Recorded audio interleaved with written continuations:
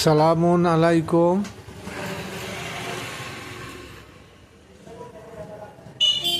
মহাগ্রন্থে আল কোরআনে 2 থেকে 3 জায়গাতে আল্লাহ পাক রব্বুল আলামিন বলেছেন কুল্লু নাফসিন যায়িকাতুল মাউত। প্রত্যেক প্রাণীকে মৃত্যু স্বাদ চাখতেই হবে। পক্ষান্তরে আল্লাহ বলেন, যারা আমার অলি বা বন্ধু তাদেরকে তোমরা কেউ মৃত্যু বললো না।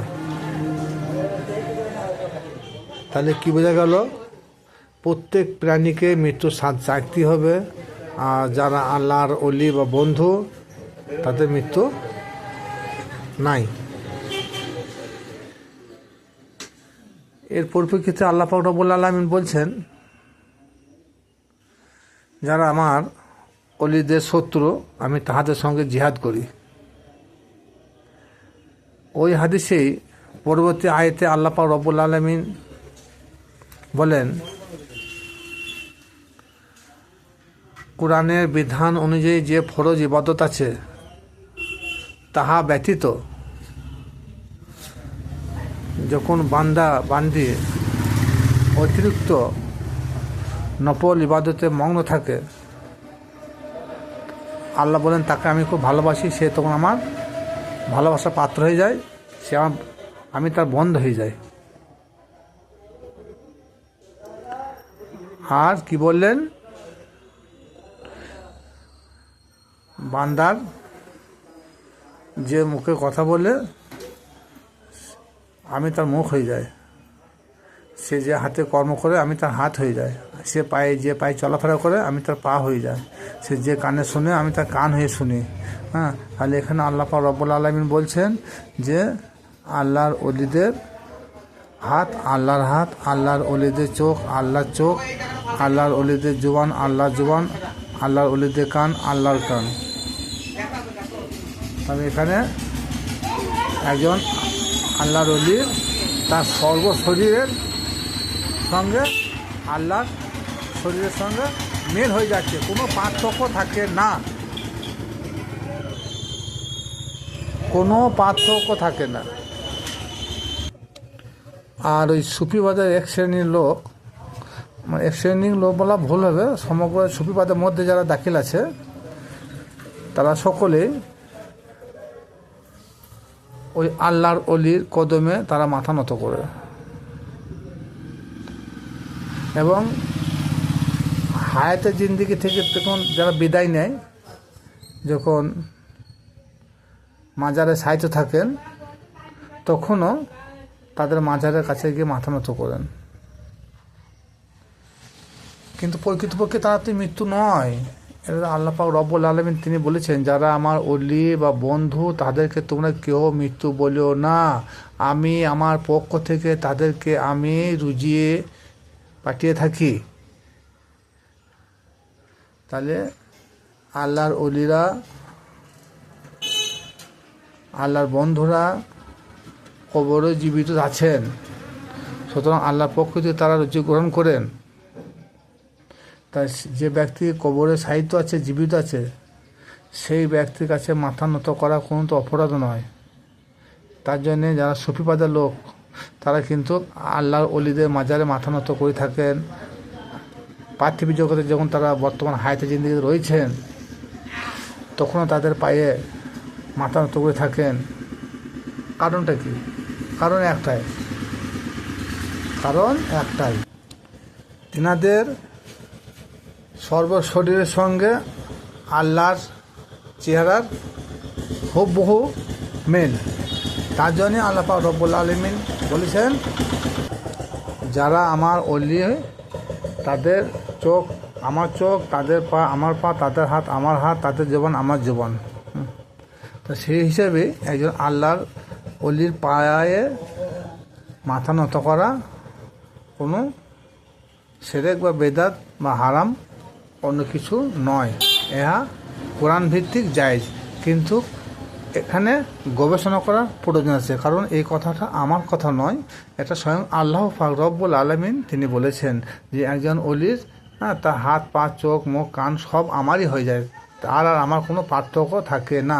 এরপরেও আল্লাহ পাক রব্বুল আলামিন বলেছেন সূরা বাকারা সম্ভবত 138 নম্বর আয়াত, সিবগাতাল্লাহি ওয়ামান আসানু মিনাল্লাহি সিবগা। হ্যাঁ, আল্লাহ পাক রব্বুল আলামিন বলেন তোমরা আমার রঙে রঞ্জিত হয়ে যাও। কারণ এখানে আল্লাহ পাক রব্বুল আলামিনের কোনো রং নয়, এখানে লাল হলুদ কালো কোনো রঙের কথা বলা হয় না। আল্লাহর গুণে গুণান্বিত হয়ে যাও। আল্লাহর গুণ মানে রসুলের গুণ, আল্লাহর চরিত্র বলতে রসুলের চরিত্র রূপ ধারণ করতে হবে।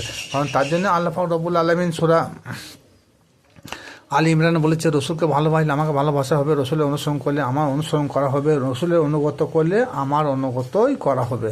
এটা আল্লাহ পাক রব্বুল আলামিনের তিনারই বয়ান। তাহলে রসুলের রঙে রঞ্জিত হতে হলে আমাদের কী করতে হবে? আল্লাহ পাক রব্বুল আলামিন কোরআনে তিনি বলেছেন আমার নাম রহিম, আমার নাম রহমান, আমার নাম গফুর, আমার নাম গাফফার। বিভিন্ন গুণ যেগুলো আল্লাহ পাক রব্বুল আলামিন তিনি কোরআন শরীফের মধ্যে বর্ণনা করেছেন, হ্যাঁ, তিনার গুণ, সেই গুণে আমাদেরকে গুণান্বিত হতে হবে। ওই গুণে যারা গুণান্বিত হয়ে যাবে তারা প্রকৃতপক্ষে আল্লাহর ওলি হয়ে যাবে। আর সেই অলির পায়ে মাথা নত করা কোনো অন্যায় অপরাধ হতে পারে না, কারণ সেই পাটা তো অলির পা। আর অলির পা আল্লাহ তো বারবার বলেছেন যে অলির পা আমার পা হয়ে যায়। সুতরাং অলির পায়ে মাথা নত করা না যায় কি আছে? এছাড়া দূরে মনসুর ওখানে উল্লেখিত আছে যে আল্লাহ বুজুর্গ ব্যক্তিদের পায়ে কদম বুসি করা জায়েজ আছে। এই কদম বুসি বলতে গেলে হস্তচুম্বন নয়, কদম মানে পা, বুসি মানে চুম্বন। তাহলে একজন আল্লাহওয়ালা ব্যক্তির পায়ে, আল্লাহর ওলির পায়ে চুম্বন দিতে হলে সেখানে মাথা নত করার প্রয়োজন আছে। আর মাথা নত করলেই তো 100 শ্রেণীর আলেম আছে, তারা বলবে যে সিদ্ধা করছে মানুষকে, কিন্তু আল্লাহর ওলিরা তো আমাদের মতো মানুষ নয়, তেনারা আল্লাহওয়ালা মানুষ, তেনাদের অঙ্গ প্রত্যঙ্গ সবই আল্লাহই হয়ে যায়। কারণ আল্লাহ পাক রব্বুল আলামিন তো বলেছেন যে যারা আমার রঙে রঞ্জিত হয়ে যায়, তার একটা যেমন একটা লাল শাড়ি আর একটা লাল শাড়ির পাশে যদি একটা শাড়ি রেখে দেওয়া হয়, তা সেই শাড়িটাকে চেনা মুশকিল আছে, কারণ একই রঙ। তদ্রূপ আল্লাহ যে রঙের কথা বলেছেন সেই রঙে যখন মানুষ রঞ্জিত হয়ে যাবে তখন সে আর আল্লাহর কোনো পার্থক্য থাকে না। আমি যা বলছি এটা আমার মন করার কথা বলে নাই, সবই হাদিস কোরআন থেকে বলছি। কিন্তু বর্তমান যারা আলেম আছেন তেনারা গবেষণা যদি করেন তাহলে এই জিনিসগুলো নিয়ে এত বাড়াবাড়ি হয় না। তেনারা গবেষণা করেন না বললে এই জিনিসগুলো নিয়ে আমাদের নিজেদের মধ্যে একটা ভ্রাতৃত্ববোধ বাড়ায় থাকে না, নিজেদের মধ্যে কী হচ্ছে একটা শত্রুতা পোষণ হচ্ছে। আর বেশিরভাগ আলেম ওলামায়েরা আল্লাহর ওলিদের শত্রুতা পোষণ বেশি করে থাকেন। হ্যাঁ, বিভিন্ন রকম কুমন্ত্র, বিভিন্ন ধরনের তাদের ওপরে একটা মানে কী বলবো, একটা খারাপ মন্তব্য করে বসে থাকেন। তাহলে আর সে আল্লাহর ওলিদের সামনে খারাপ মন্তব্য করা মানে সে তাদের প্রতি শত্রুতা করা, আর তাদের প্রতি শত্রুতা করা মানে আল্লাহর প্রতি শত্রুতা করা। আল্লাহ বলেন আমার ওলিদের সঙ্গে যারা শত্রুতা করে, যারা বিদ্বেষ স্থাপন করে, আমি তাদের সঙ্গে আমি শক্ত হাতে জিহাদ করব। তাহলে আল্লাহর সঙ্গে জিহাদ করে বলে আসতে পারবেন না, সুতরাং তারা কী হবে, তারা পথভ্রষ্ট হবে, গুমরাহির পথে চলে যাবে। তাহলে আজকে লাইভে আলোচ্য বিষয় হলো আল্লাহ ব্যক্তির পায়ে চুম্বন করা যায়, তাদের পায়ে মাথা নত করা যায়, তাদের মাজারেও মাথা নত করা যায়। এরপরেও যদি কেউ কুমন্ত্রণ ধারণ করে তাহলে জানতে হবে তাদের শিক্ষা বহরটা খুবই কম। কারণ একটু যদি হাদিস এবং কোরআনে রিসার্চ করলে এই জিনিসগুলো নিয়ে আমাদের নিজেদের মধ্যে অত বিবাদ সৃষ্টি হয় না। আমাদের গবেষণা না থাকার জন্যে আমাদের বিবাদ সৃষ্টি হচ্ছে। কারণ আল্লাহ এক, রসুল এক, দিন এক, কলমা এক, সমস্ত কিছু এক, কিন্তু আমাদের বোঝার ভুলের জন্য আমাদের হাজার দলে আমরা বিভক্ত হয়ে যাচ্ছি। আর আল্লাহ পাক রব্বুল আলামিন কোরআন শরীফে বারবার বলেছে তোমরা ঐক্যবদ্ধ হও, ঐক্যবদ্ধ হও। কিন্তু আমরা ঐক্যবদ্ধ কই? আমরা জামাতা নামাজ পড়ছি, ঐক্যবদ্ধ হয়ে নামাজ পড়ছি, কিন্তু নামাজ শেষে বেরিয়ে আসছে আমরা ঐক্যবদ্ধ থাকছি না। কী হচ্ছে? মারামারি, ফেতনা, ফাসাদ, বিভিন্ন কাজে আমরা লিপ্ত থেকে যাচ্ছি। কই?